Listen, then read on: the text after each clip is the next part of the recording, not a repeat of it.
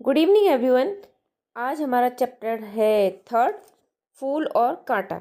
और ये चैप्टर है एनसीईआरटी क्लास 7 हिंदी का मल्हार बुक से थर्ड चैप्टर है। अभी तक हमने सेकंड चैप्टर कर लिया है, अब करते हैं आज थर्ड चैप्टर। चैप्टर का नेम है फूल और कांटा। ठीक है, आइए ये कविता है जन्मते लेते जगत में एक ही पौधा उन्हें है पालता, रात में उन पर चमकता चांद भी एक ही सी चांदनी है डालती, मेह उन पर है बरसता एक सा, मेह मतलब पानी, ठीक है, बारिश। एक सी उन पर हवाएं हैं बहती, मतलब जन्म एक ही जगह पे लेते हैं फूल और कांटे जो होते हैं। एक ही पानी एक ही मेह उन पे बरसता है, एक ही जैसा पानी उन पे पड़ता है, ठीक है।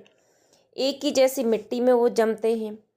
चाँद भी एक ही है जो उन पे भी चमकता है ना। एक ही चाँद की रोशनी लेते हैं वो लोग, लेकिन फिर भी कुछ फूल बन जाते हैं, फिर कुछ कांटे बन जाते हैं। और एक ही हवा चलती है फूल ऊपर और कांटों पर, है ना। एक सी उन पर हवाएं हैं बही, पर सदा ही यह दिखता है हमें, ढंग उनके एक से नहीं होते। छेद कर कांटा किसी की उंगलियां फाड़ देता है, किसी का वर वसन मतलब कपड़े।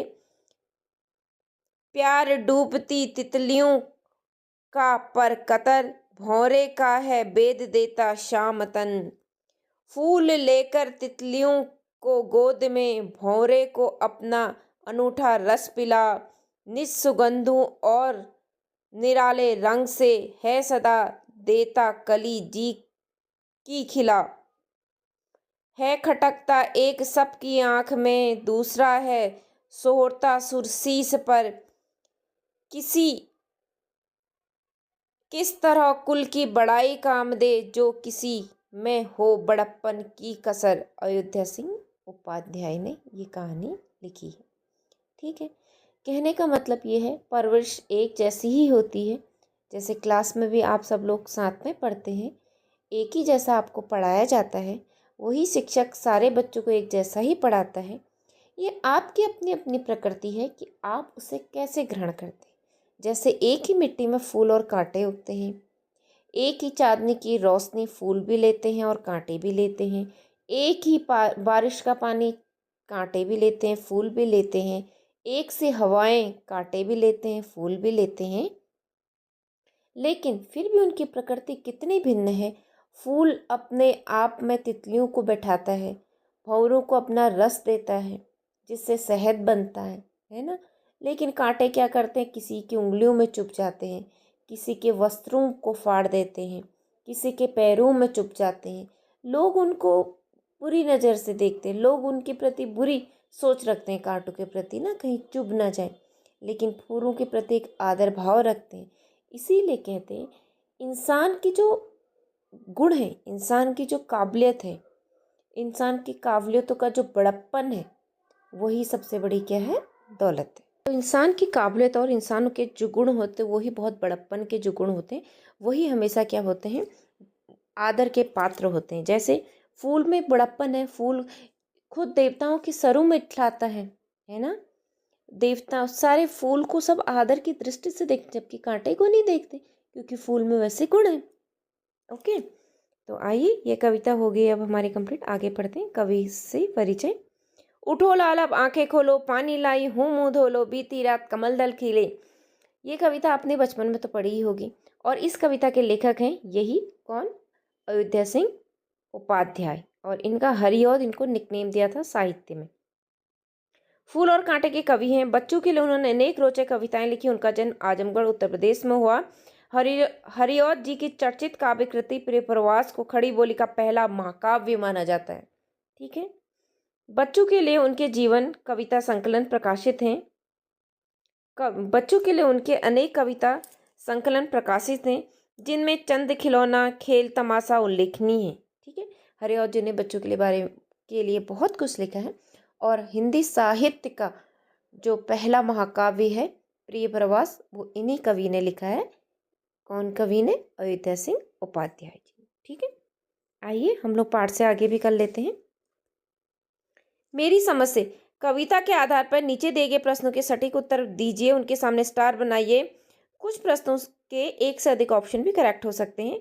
कविता में कांटे के बारे में कौन कौन से वाक्य सत्य हैं? कांटे अपने आसपास की सुगंध को नष्ट कर देते हैं। नो कांटे तितलियों और भौरों को आकर्षित करते हैं। नो कांटे उंगलियों को छेदता है, वस्त्र फाड़ देता है। यस कांटे पौधों को हानि पहुंचाता है। यस इसमें 1 और 3rd एंड 4th इसका राइट आंसर। 2 देखिए, कविता में फूल और कांटे समानताओं और विभिन्नताओं का उल्लेख किया गया है। निम्नलिखित में से कौन सा वाक्य इन्हें सही रूप में व्यक्त करता है? फूल सुंदरता का प्रतीक है, कांटा कठोरता का। फूल और कांटे के बारे में लोगों के विचार समान होते हैं। फूल और कांटे एक ही पौधे पर उगते हैं लेकिन इनके स्वभाव भिन्न हैं। फूल और कांटे को समान देखभाल मिलती है फिर भी उनके रंग ढंग अलग अलग होते हैं। इसमें ये है 3rd एंड 4th। फर्स्ट भी होगा इसका, ठीक है। 3rd वाला ये। कविता के आधार पर कौन सा निष्कर्ष उपयुक्त है? कवि व्यक्ति का कुल ही उसके सम्मान का आधार होता है। व्यक्ति के कार्यों के कारण ही लोग उसका सम्मान करते हैं। कुल की प्रतिष्ठा हमेशा व्यक्ति के गुणों को बड़ी होती है।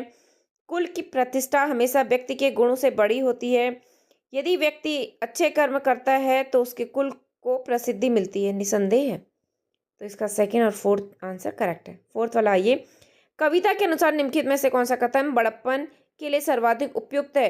धन दौलत और ताकत से व्यक्ति के बड़प्पन का पता चलता है। कुल के बड़प्पन की प्रशंसा व्यक्ति की कमियों को ढक देती है। बड़प्पन व्यक्ति के गुणों, स्वभाव एवं कर्मों से पहचाना जाता है। कुल का नाम व्यक्ति के बड़प्पन की पहचान का मुख्य आधार है।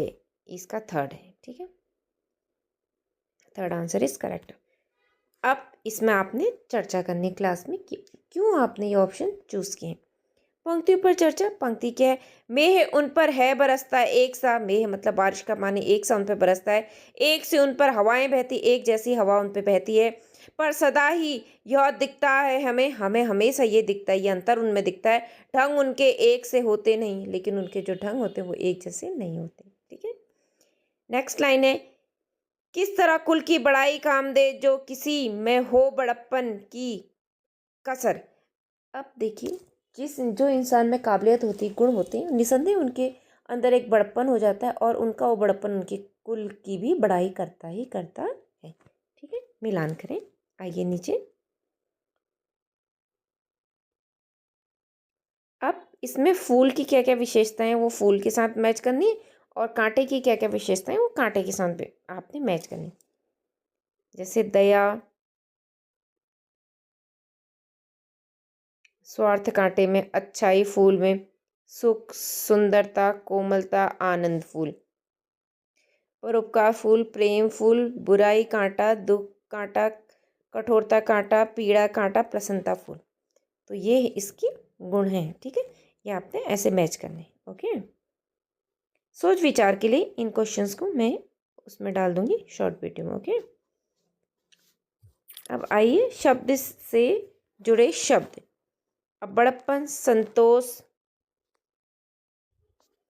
बड़प्पन मतलब यहाँ से आपने शब्द ढूंढ के ऊपर लिखने, जैसे परोपकार, त्याग, विनम्रता, निष्ठा, विश्वास, उदारता, सम्मान, आदर, समर्पण, सद्भावना, संतोष, सहनशीलता। ये सारे गुण के हैं, बड़प्पन के हैं। तो ये आपने यहाँ लिखने, ओके। ये आपने सारे गुण यहाँ, इसके गुण ऊपर लिखने यहाँ, ओके। नेक्स्ट आइए, कविता की रचना। आपने भी कविता की रचना करनी है, ठीक है। कविता, आपने कविता की रचना करनी है और निम्नलिखित बातों को ध्यान से पढ़ना है और समझना है। अब नेक्स्ट आइए, मैच करिए कविता की विशेषता और कविता की पंक्तियाँ। अब पंक्तियाँ पहले पढ़ लेते हैं हम लोग इस साइड भी, और इसको मैं आपको शॉर्ट वीडियो में अपलोड कर दूंगी। कविता का सौंदर्य, ये सारी चीज़ें।